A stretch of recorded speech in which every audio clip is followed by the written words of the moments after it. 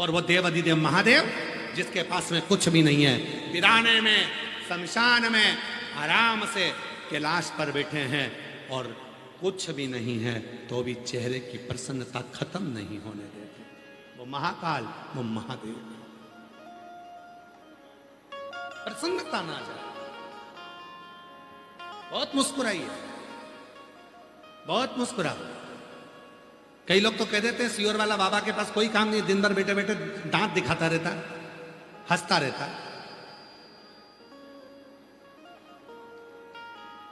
मेरे बाबा ने ये कहा है, खुद भी मुस्कुरा और दूसरे को भी मुस्कुराने दो। दुनिया का सबसे अच्छा गिफ्ट है तुम्हारी स्माइल।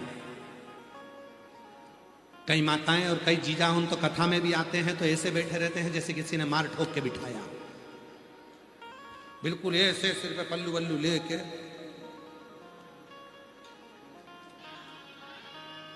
एकदम मुख बंद, पूरी कथा हो जाए, उनके चेहरे पर कोई हंसी ना आए, मुस्कुराहट ना आए। क्या गुमशुदा तलाश केंद्र की तरह क्यों दिख मुस्कुरा। अरे मिलती है जिंदगी में शिव पुराण कभी कभी, होती है दूध नाल में शिव पुराण कभी कभी। अपने गांव में ना जाने कब फिर मौका लगेगा, फिर दूध नाल में कब महादेव आएगा। होती है दूध नाल में शिव पुराण कभी कभी। अब इतना अच्छा मौका मिला है, अपने गांव में कथा चल रही है तो मुस्कुराना सीखो, प्रेम रखो, आनंद रखो। एक आनंद के साथ अपने जीवन को जीने की एक क्रमता आगे बढ़ाइए। महाराज शिव महापुराण की कथा कहती है, पिताजी मंदिर के अंदर थे, तिरुप बाहर बैठे हुए थे और बाहर बैठकर रोने लगे क्योंकि 2 घंटे हो गए, भूख लगने लगी। 2 वर्ष के बच्चे को भूख लगी, रोना प्रारंभ करा। बच्चा रो रहा था, बहुत सारे लोग मंदिर से आ रहे थे, मंदिर में जा रहे थे, पर कोई उस बच्चे को कोई पुकारने वाला, कोई समझने वाला नहीं था। तब पार्वती जी को देखा, शंकर भगवान ने देखा पार्वती को, तुम्हारा भगत मंदिर के अंदर तुम्हारी सेवा कर रहा है, तिरुप का पिता अंदर मंदिर में सेवा कर रहा है और बालक बाहर रो रहा है। शिवजी तुम्हारे शिष्य अंदर है। भगवान शंकर तो मुस्कुरा रहे थे और पार्वती जी ने सोने के कटोरे में दूध भर लिया और सोने के कटोरे में दूध भरकर मां पार्वती जी एक बूढ़ी का रूप रखकर तुरंत तिरुप के पास में आ गई। और तिरुप के पास में जो माता पार्वती ने दूध पिलाया, शिव महापुराण की कथा कहती है वो दूध नहीं था, ज्ञान का समंदर था। तब से उस बालक का नाम त्रिभुव ज्ञान समुंदर हो गया। 63 नैनारों में ऐसे नैनार हो गए जिनको माता पार्वती ने अपने हाथ से सोने के कटोरे से दूध पिला दिया। सोने के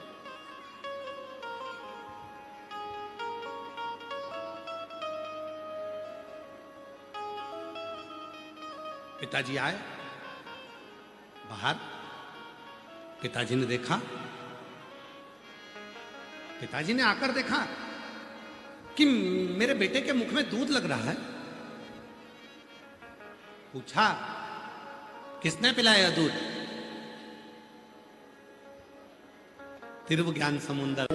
काशी वाले के भरोसे चलते हैं, सीहोर वाले के भरोसे चलते हैं, सीहोर वाले के भरोसे चलते हैं। हम तो बाबा के भरोसे चलते हैं, हम तो बाबा के भरोसे चलते हैं। हम उसके आश्रित होकर चलें, उसके आश्रित होकर चलेंगे तो क्यों ना संभालेगा वो।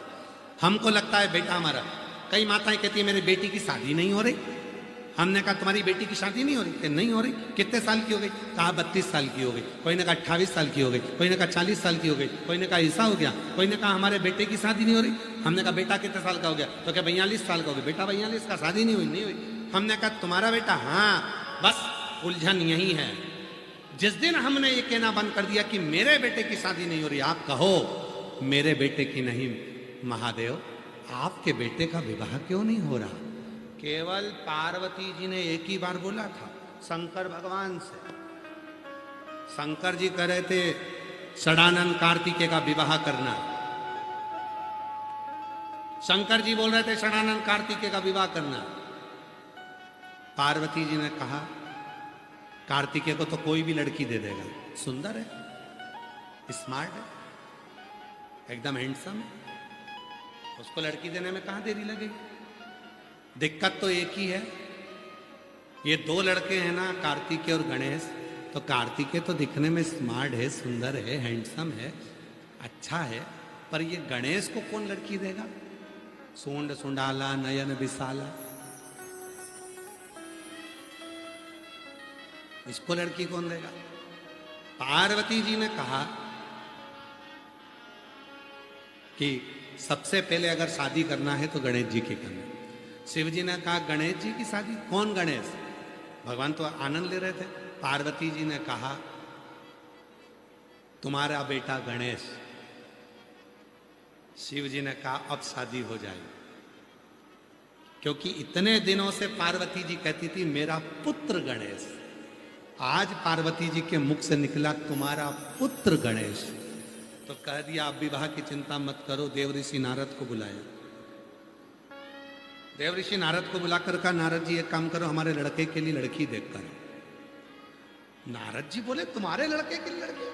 उसको तो तुरंत मिल जाएगी। कार्तिकेय जी को लड़की देने में कौन मना करेगा? शंकर भगवान बोले कार्तिकेय नहीं, गणेश। देव ऋषि नारद बोले श्रीमन नारायण, उनकी तो कभी जिंदगी में नहीं होगी। पेट,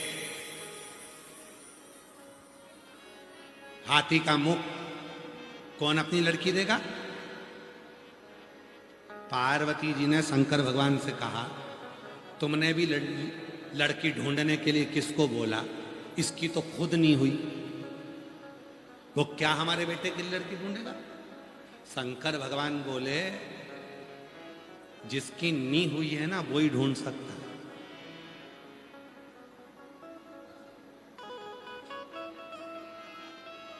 क्योंकि जिसकी नी हुई है ना उसी को मालूम रहता है किस किस के घर में कितनी लड़की है, क्योंकि वो अपने लिए ढूंढता रहता है।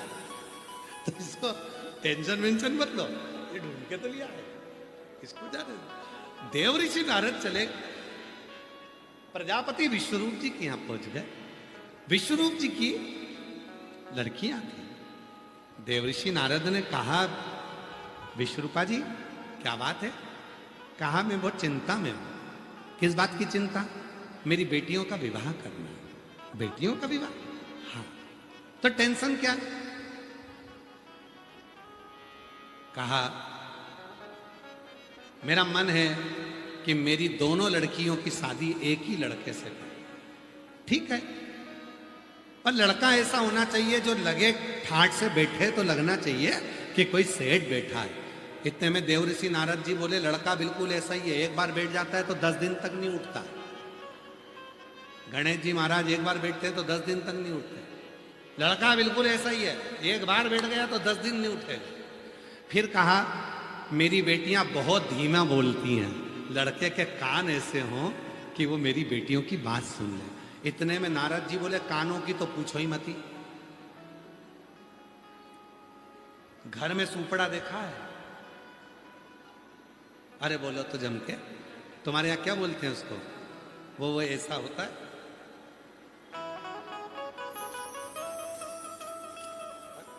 क्या बोलते हैं उसको? छाजर, सुपड़ा, सूप। एक होती है चलनी, एक होता है सुपर। दोनों का एक ही काम है, कचरा साफ करना। पर इन दोनों में सबसे ज्यादा श्रेष्ठ कौन है? सूप। चलनी का काम क्या है? चलनी कचरा साफ करती है तो अच्छे अच्छे को नीचे गिरा देती है, बुरे बुरे को अपने पास रख लेती है।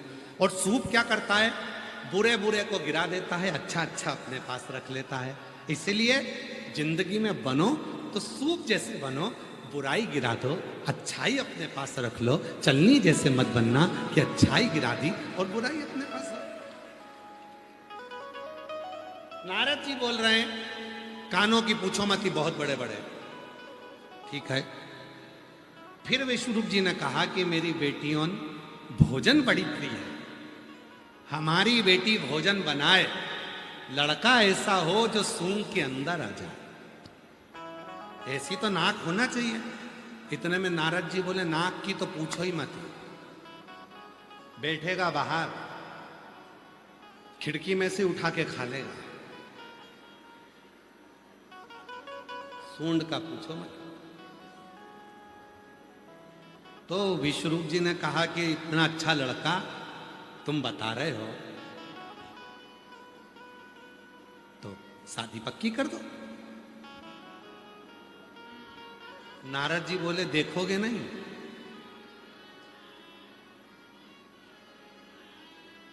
विश्वरूप जी बोले, किनका पुत्र है? शिव जी का।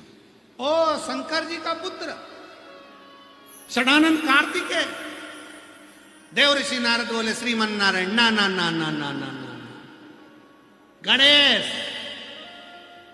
विश्वरूप जी बोले, जवाब कल देंगे। अंदर खबर पहुंच गई रिद्धि सिद्धि के पास, हमारे लिए गणेश जी का रिश्ता आया। दोनों खुश हो गए, दोनों। पिता ने पूछा, ऐसा लड़का है, सुंदर दिखेगा नहीं, तुम शादी कर लोगी? हाँ। तो गणेश जी से शादी क्यों करना चाहती है? तो कहा, बुद्धि का देव है। जरूरी नहीं है कि धन हो, बुद्धि हो, विद्वत्ता हो, बहुत है। महाराज, जरूरी नहीं कि धन हो, बुद्धि का देव। ठीक है। और विवाह पक्का किया।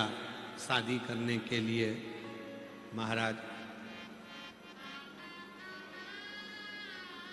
गणेश जी महाराज की जब शादी पक्की हुई, बारात लेकर भगवान शंकर जी जाने लगे। शिव जी जब बारात लेकर जाने लगे तो तभी गणेश जी महाराज ने हाथ जोड़कर अपने पिताजी को प्रणाम कर दंडवत नमन कर कहा, पिताजी मेरे मन की एक अभिलाषा है, जो दूल्हा बनता है उसकी कुछ तमन्ना होती है। प्रत्येक दूल्हा दुल्हन से पूछो उसके मन में कितनी तमन्ना होती है। दूल्हा कहता है ये पहनूंगा, दुल्हन कहती है ये पहनूंगी, मेरी ये तमन्ना, मेरी वो तमन्ना है। मेरी भी एक तमन्ना है, मेरी भी एक इच्छा।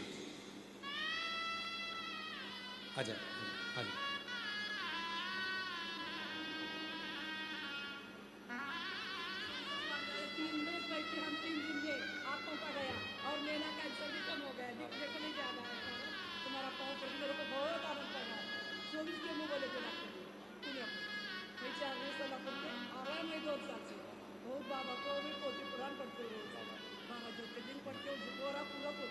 इन्हीं माँ को कैंसर हो गया था, डॉक्टर ने जवाब दे दिया था।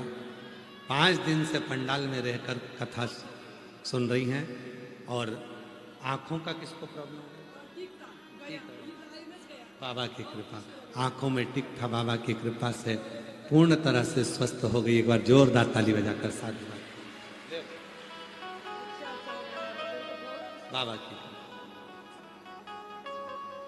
गणेश जी महाराज बोले, मेरे मन की भी एक अभिलाषा है। जिस लड़के की शादी होती है उसकी अभिलाषा रहती है, ये वाला गार्डन करो, ये मुझे कार्यमंगलम होना, ऐसी बारात होना, ऐसा बैंड होना, ऐसा सूट होना। तो भगवान शंकर ने पूछा, तुम्हारी क्या अभिलाषा है? गणेश जी बोले, मेरे जितने सेवक हैं सब जाएंगे बारात में, सब बारात में। अब गणेश जी के सेवक कितने थे? सारे चूहे। शंकर जी ने कहा, भेज दे। महाराज गणेश जी की शादी के पहले चूहे पहुंच गए, सारे के सारे। जितनी मिठाई थी सब उतर दिए। गणेश जी की रिद्धि सिद्धि के जितने कपड़े थे, लहंगा, चुन्नी, बेस, सब कतर दिए। सारा मंडप कतर दिया। सारा मंडप, जमीन नीचे से पोली कर दी। 3 जगह पर गणेश जी महाराज जैसे ही चले, एक पांव गणेश जी का अंदर जाए तो दूसरा पांव ऊपर आए। गणेश जी ने कहा बारातियों का स्वागत ऐसे हो रहा है। इतने में विश्वरूप जी आकर बोले बारातियों का स्वागत नहीं, बारातियों ने तो हमारी हालत खराब करके रखी, हमारी हालत।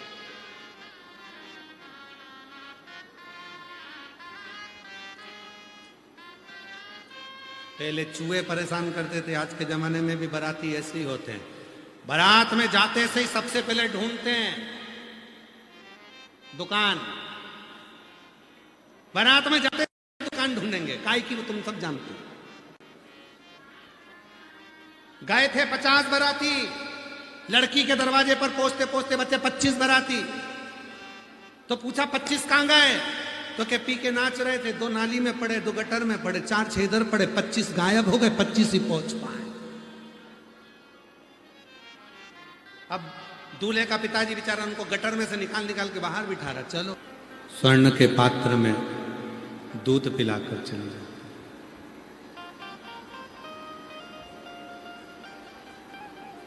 हम जिस दिन तक अपने को अपने परिवार का जवाबदार स्वयं मानते हैं, तब तक हमारी जवाबदारी रहती है। पर जिस दिन हमारे परिवार का पूरा भार हम शिव पर सौंप देते हैं, उस दिन फिर हमारी जवाबदारी खत्म होती है। एक पत्र है, अच्छा है, देखिए। अच्छा पत्र है। मैं सुप्रिया मनोहर पाटिल